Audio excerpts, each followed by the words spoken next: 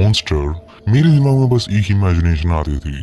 एक ऐसा mutant and grotesque animal जो रात में जंगलों में एंड पहाड़ों पे भटकता है, जिससे पूरे गांव वाले डरते हैं बिकॉज वो उन्हें बहुत बेरहमी से मारता है एंड उन्हें खा लेता है। एंड बचपन से मेरे अंदर मॉन्स्टर को लेकर यही इमेजिनेशन बैठी हुई थी एंड मैंने कहीं ना कहीं मान लिया था कि मॉन्स्टर मतलब यही होता है, एक म्यूटेंट एंड ग्रोटेस्क जानवर। But I was wrong. इस लड़की को देख रहे हो, इसका नाम है मारी कूनो एंड ये बस 4 साल की थी जब अपने फ्रेंड के घर पर खेलने के लिए गई थी। बट वहां से आते हुए किसी रास्ते में एक आदमी मिलता है जो उसे अपनी गाड़ी में बिठाकर वहां से चला जाता है। But according to eyewitnesses, जिस आदमी ने उसे अपनी गाड़ी में बिठाया उसका हाथ कुछ ऐसा दिखता था। बल कई दिन बीतते हैं बट मारी का कहीं पता नहीं चलता। उसके घर वाले पुलिस वालों से बहुत ढूंढते हैं बट कोई भी लीड सामने नहीं आती है एंड घर वालों का रो रो की बुरा हाल था। बट एक दिन उन्हें एक पोस्ट कार्ड रिसीव होता है। उस पोस्ट कार्ड के अंदर ये वर्ड्स लिखे हुए थे एंड इन वर्ड्स का रियल एग्जैक्ट मीनिंग समझ में नहीं आ रहा था। बट उस पोस्ट कार्ड के साथ काफी और चीजें भी रिसीव हुई थी, जैसे कि एक बॉक्स जिसके अंदर किसी की अस्थियां थी एंड दांतों के टुकड़े थे एंड कुछ एनवेलप रिसीव होते हैं एंड उनके अंदर उनके बेटे के कपड़ों की फोटोग्राफ थे, जिन्हें देख के वो लोग समझ गए थे कि ये अस्थियां किसकी थी। देन उन्हें एक बहुत ही अननोन कॉल आता है जिसे वो लोग पिक करते हैं। वो तुम सुनो।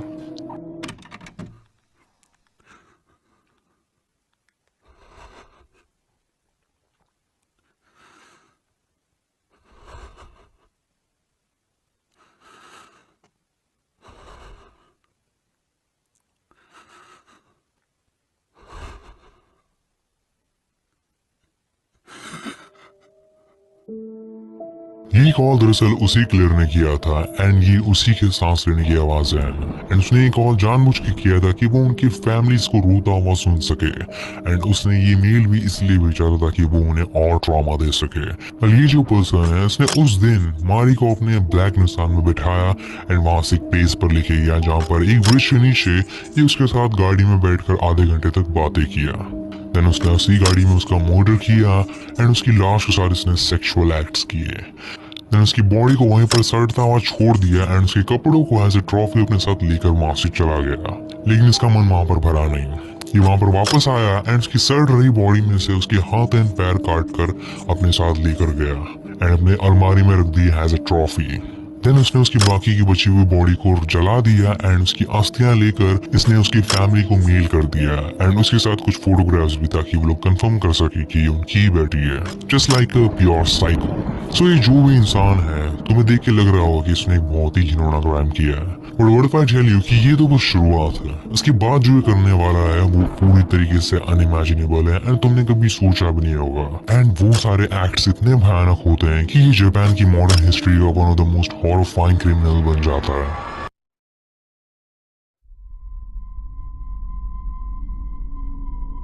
सो ये है उस मॉन्स्टर का फोटो। इसका नाम है त्सुतोमो मियाजाकी। त्सुतोमो मियाजाकी दरअसल बचपन में बहुत ही ब्राइट स्टूडेंट था एंड काफी अच्छा था पढ़ने में। सो आखिर ऐसा क्या हुआ जो ये इतने हॉरिबल मॉन्स्टर में चेंज हो गया? फर्स्ट जो फैक्टर था वो थे इसके पेरेंट्स। इसके पेरेंट्स बहुत ज्यादा बुरे थे। वो लोग इसे मारते थे ताकि ये स्कूल में अच्छा परफॉर्म कर सके, बट ये स्कूल में अच्छा परफॉर्म नहीं कर पाता था बिकॉज इसे स्कूल में बहुत ज्यादा चिढ़ाया जाता था, बहुत ज्यादा बुली किया जाता था। बिकॉज इसका जो एक हाथ था वो बहुत ज्यादा डिफॉर्म था। इसके अंगूठे इसके हाथ से बुरी तरीके से फ्यूज थे जिसकी वजह से ये अपने हाथ को अच्छे से मूव नहीं कर पाता था एंड इसलिए लोग इसे बहुत ज्यादा चिढ़ाते थे। इसकी दोनों बहनें इसे बुरी तरीके से ट्रीट करती थी। इनफैक्ट इसके पापा तक इससे बात नहीं करते थे। उनके लिए एक घर के अंदर वियर्ड सा बच्चा था और कुछ भी नहीं।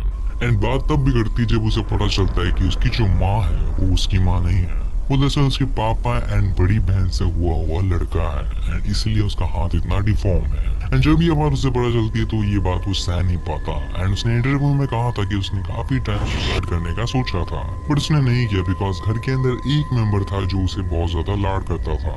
वो थे उसके दादाजी एंड उसके हिसाब से उसके दादाजी उसे बहुत ज्यादा प्यार करते थे। बट आगे जाके उनकी डेथ हो जाती है एंड इस वजह से ये बहुत ज्यादा डिप्रेशन में चला जाता है एंड इसका मेंटल हेल्थ बहुत ज्यादा बिगड़ने लगता है। इतना कि एक बार इसने उसके दादा की अस्थियां खाने का ट्राई किया था। बट एनीवे, जैसे जैसे टाइम बढ़ने लगता है इसका मेंटल हेल्थ और बिगड़ने लगता है। आगे जाके ये डार्क मैंगास, अनाइम्स एंड स्लैशर मूवीज का दीवाना बन जाता है। इसके कमरे के अंदर 5000 से भी ज्यादा ऐसी मूवीज के टेप्स थे। एंड इसने इतने ज्यादा लेवल में इन सारी चीजों को कंज्यूम किया था कि ये बहुत एक्सट्रीम से एक्सट्रीम चीज से भी बोर हो चुका था। इसे कुछ नया करना था। देन आगे जाके कॉलेज ज्वाइन करता है जहाँ पर टेनिस खेलने वाली लड़कियों की स्कर्ट्स के वीडियोस एंड फोटोज निकालने लगता है। देन 22 साल की उम्र में ये चाइल्ड पॉर्न से एडिक्टेड हो जाता है। एंड कभी कभार ये अपनी बहनों को नहाते हुए स्टॉप करता था एंड अपनी माँ को बुरी तरीके से मारता था बिकॉज वो उससे कहती थी कि इन सारी वीडियोस को ज्यादा मत देखा कर। सो इसकी मेंटल हेल्थ को देख के तुम समझ सकते हो कि आगे जाके ये कितना ब्रूटल मॉन्स्टर बनने वाला है। एंड इसीलिए अपने 26 बर्थडे के बाद वो डिसाइड करता है कि वो अपने आप को गिफ्ट देगा। एंड इसलिए अपने बर्थडे के जस्ट एक दिन बाद ये एक छोटी सी लड़की को किडनैप करता है एंड उसके साथ बहुत ही हॉरिबल चीजें करता है जो मैंने तुम्हें वीडियो के स्टार्टिंग में बताई थी। बट इसके बाद वो और 3 लड़कियों को किडनैप करता है। 3 अक्टूबर 1988 मसामी नाम की 7 साल की लड़की का, देन 12 दिसंबर 1988 में इराकी नाम की 4 साल की लड़की का, एंड फिर फाइनली 6 जून 1989 में अयोगो नवामोटो नाम की 5 साल की लड़की का। ये उनके साथ बहुत ही हॉरिबल चीजें करता था। कभी कभार मारने से पहले ये उनको फोर्सफुली अनड्रेस करता था एंड मल्टीपल फोटोज खींचता था, देन स्ट्रैंगल करके उनको मार देता था। ये उनकी डेड बॉडी के साथ सेक्सुअल एक्टिविटीज करता था एंड उनके कपड़ों को एंड बॉडी पार्ट्स को एज अ ट्रॉफी अपने पास रख लेता था। देन उनकी बॉडीज को ये सड़ने के लिए छोड़ देता था एंड कभी कभार वापस आकर के पार्ट्स अपने साथ लेकर जाता था। एंड एक बार तो उनमें से एक की डेड बॉडी अपने घर पर लेकर आया था जहाँ पर 2 दिन तक ये उसके साथ सेक्सुअल एक्टिविटीज करता है। एंड जब वो बॉडी सड़ने लगती है तो वो उसके बॉडी के टुकड़े कर शहर के अलग अलग हिस्सों में फेंक देता है, बट उसके हाथ पैरों को अपने पास ही रखता है। जिसके बाद वो उनमें से खून निकाल कर पीता है एंड उन बॉडी पार्ट्स को पकाकर खा लेता है। एंड वो ये सब करके रुकता नहीं है। वो कभी कभार डेड बॉडीज को वापस लेकर आता है एंड उन्हें बर्न करके एशेस बनाकर उनकी फैमिली को मेल कर देता है, जिसमें उनके बच्चों की अस्थियां, दांतों के टुकड़े एंड हड्डी के टुकड़े होते हैं। एंड उन्हें काफी सारे फोटोज भी सेंड करता था जहाँ पर उनके बच्चों के कपड़ों के फोटोज होते थे एंड एक पोस्ट कार्ड जिसमें काफी वियर्ड वर्ड्स लिखे होते थे। एंड कभी कभार ये वो लोग के घर पे फोन लगाता था एंड कुछ भी नहीं बोलता था, सिर्फ जोर जोर से सांसें लेता था एंड सामने वाले के रोने की आवाजें सुनता था। एंड ये सब करते करते वो बहुत ज्यादा कॉन्फिडेंस में आ जाता है एंड तभी वो फॉर्चुनेटली गलती करता है। एक बार वो डिसाइड करता है कि वो एक ही बार में 2 लड़कियों को किडनैप करेगा एंड इसी चक्कर में एक लड़की बच के भागने में कामयाब हो जाती है एंड फाइनली पुलिस इसे पकड़ती है। एंड जब पुलिस वाले इसके घर पर छानबीन करते हैं तो उन्हें 5000 से भी ज्यादा वीडियो टेप्स मिलती है जो डार्क मैंगास, अनाइम्स एंड स्लैशर मूवीज से भरी पड़ी थी। एंड उन्हीं सारे वीडियो टेप्स के बीच में इसके खींचे हुए फोटोज एंड वीडियोज भी थे जो इसने लड़कियों को मारते वक्त निकाले थे। एंड